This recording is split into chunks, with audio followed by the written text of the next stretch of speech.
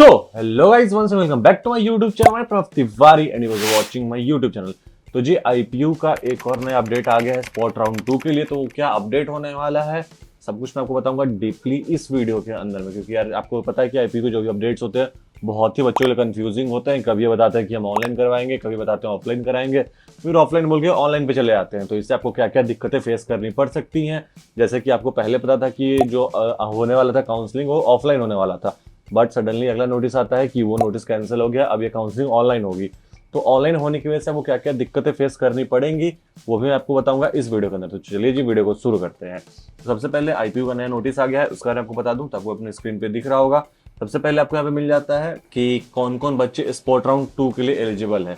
तो भाई मैं सिंपल वर्ड से बताऊं तो भाई जिन बच्चों ने मैनेजमेंट कोटा के थ्रू एडमिशन लिया था सिर्फ उनको छोड़ के सारे बच्चे एलिजिबल है।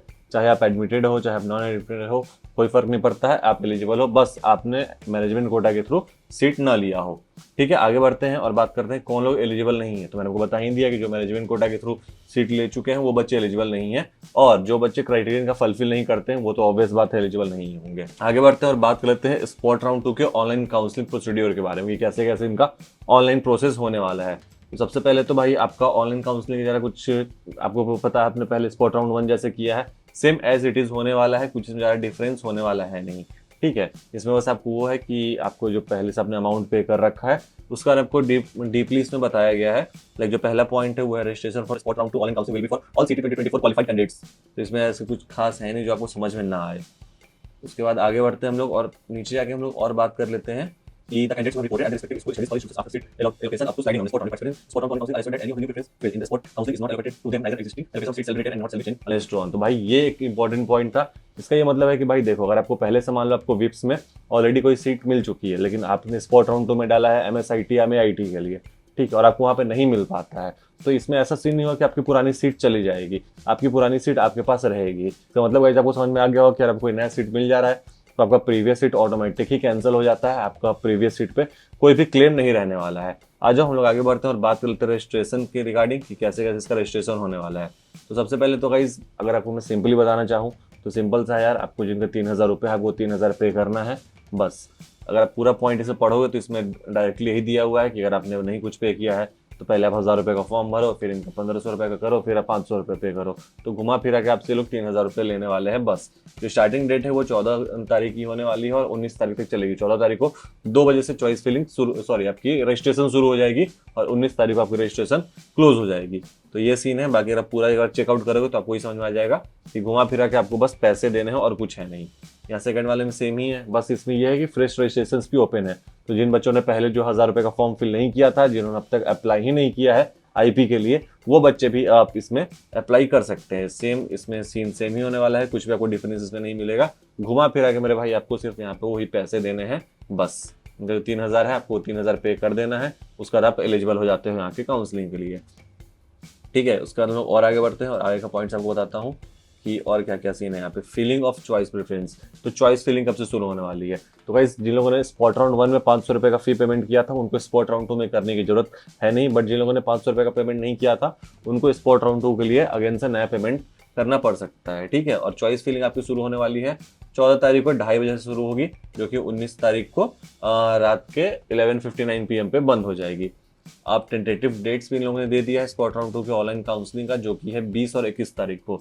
सो होप सो इसमें कुछ ज़्यादा डिले ना हो, कहीं कोई नया नोटिफिकेशन आ जाए कि पुराने डेट्स को भी कैंसिल कर दिया गया है, तो इसको भाई बस उम्मीद कर सकते हैं। बाकी यार आप लोग मैं ये बात बताना चाहूँगा कि अगर आप लोग अब तक कोई भी सीट आईपीयू में नहीं मिला है या फिर अगर कोई भी दिक्कत परेशानी आ रही है चॉइस फिलिंग को लेकर, तो आप मेरे से कांटेक्ट कर सकते हो। नीचे मेरा नंबर दिया हुआ है, आप आराम से वहाँ पे मेरे से डायरेक्टली पर्सनली बात कर सकते हो या फिर आप मेरे को व्हाट्सएप पे टेक्स्ट कर सकते हो। चॉइस फिलिंग के रिगार्डिंग कोई भी हेल्प चाहिए होगी तो आप मुझसे ले सकते हो, या फिर कोई भी आपका डिजायर्ड कॉलेज जो आपको नहीं मिल पा रहा है वो भी अगर आप चाहते हो लेना तो भी आप मेरे से कांटेक्ट कर सकते हो। आगे बढ़ते हैं और बात करते हैं procedure to be followed after declaration of result of spot round 2 online counselling.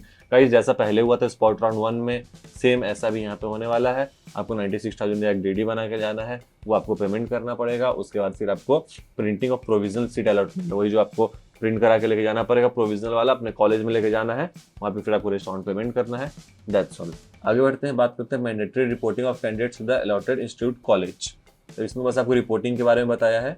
इसमें बस आपको जो भी कॉलेज जो भी आपको मतलब जो डॉक्यूमेंट्स होने वाले हैं डॉक्यूमेंट्स का मैं आपको आगे बता दूंगा, आपको स्क्रीन पर लगा दूंगा, तब सारे डॉक्यूमेंट्स अभी आगे चल के देख लेना, क्योंकि डॉक्यूमेंट्स की लिस्ट बहुत ईजी है, बहुत ज़्यादा कुछ हैक्टिक तो होता नहीं है। तो बस यहाँ पे आपको रिपोर्टिंग का डेट दिया गया है कि 22 तारीख को 22 से 24 तक आपको सुबह के 11 बजे से शाम के 4 बजे तक आपकी रिपोर्टिंग चलने वाली है कॉलेजेस में। ठीक है, अब आगे बढ़ते हैं और कुछ बात कर लेते हैं उनके इंपॉर्टेंट नोट्स के बारे में जो इन्होंने बताया हुआ है। तो all the candidates are here informed that who have been allotted seat in the previous round of online had paid the part of academic fee and wish to participate in sport round 2 counseling. Their academic fee earlier sport round will be adjusted during the sport round 2. मतलब guys देखो, जिन्होंने पहले से payment कर दिया, like जिन्होंने 96,000 rupees का पहले से पेमेंट कर दिया हुआ है और वो वापस से विश कर रहे हैं कि उनको स्पॉट राउंड 2 में पार्टिसिपेट करना है, तो उन्हें दोबारा से कोई पेमेंट करने की जरूरत नहीं है। जो उनका पुराना अमाउंट था वही यहाँ पे आपका एडजस्ट हो जाएगा। ठीक है, आगे बढ़ते हैं और बात करते हैं admitted candidates who were allotted and upgraded seat in the sport round 2 online counseling needs to pay again and अच्छा जी, जैसे मैंने आपको पहले एग्जांपल दिया था, मान लो अगर आपको अखिलेश दास गुप्ता में सीट मिल गई है, लेकिन अब आप अप्लाई कर रहे हो बीपीआईटी, अगर आपको बीपीआईटी मिल भी जा रहा है तो आपको एक एडिशनल 5,000 रुपीज़ का पेमेंट करना पड़ेगा सीट अपग्रेडेशन के लिए। इसको बोला गया है अपग्रेडेशन फी। तो भाई आईपीओ वाले को हर तरफ से घुमा फिरा के पैसे लेने हैं और कुछ ज़्यादा खास है नहीं। तो भाई इसमें बस यही चीज़ें थी, बाकी यहाँ पे जनरल इंस्ट्रक्शंस दिए हुए हैं, तो ये आप खुद से पढ़ सकते हो। इसमें यार इतना कुछ ज़्यादा डिटेल में बताया नहीं, मैंने सब कुछ पढ़ा था, लोगों से कुछ खास लगा नहीं कि जो आपको बताने लायक हो। इसमें सारी चीज़ें वही हैं जो पहले से आ रही थी, वही चीज़ें हैं कि आप रिस्पॉन्सिबल हो गए सारी चीज़ों के लिए। मोबाइल में आपका नेटवर्क आना चाहिए, लास्ट टाइम पे आप जाके अप्लाई मत करो, पहले ही अप्लाई कर दो। कुछ भी इशू आता है, अगर आपका नेटवर्क का इशू है, आप टाइमली पहुंच नहीं पाते हो, तो इसके लाइफ पे जिम्मेदार नहीं होगा।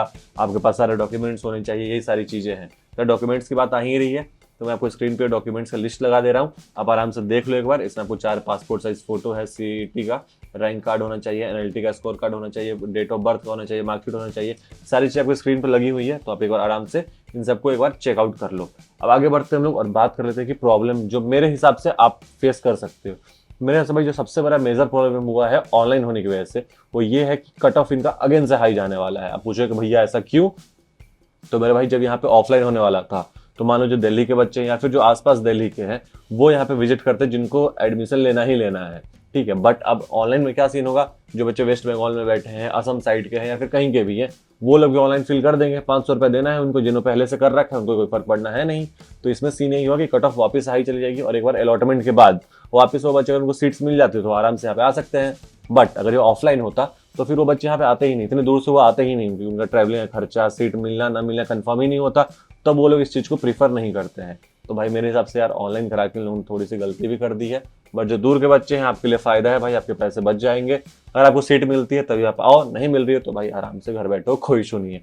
तो चलो जी हम लोग करते हैं वीडियो को यहीं पर एंड। अगर आपको कोई दिक्कत परेशानी आ रही है मेरे भाई, तो आप कमेंट करके नीचे मेरे से पूछ लेना। अगर आपको वीडियो पसंद भी आई होगी तो भी नीचे करके कमेंट करके एक प्यारा सा कमेंट हमारे लिए छोड़ देना। तो चलिए जी वीडियो करते हैं यहीं पर एंड। अगर आपको वीडियो पसंद आई हो तो वीडियो कर देना लाइक, चैनल कर देना सब्सक्राइब।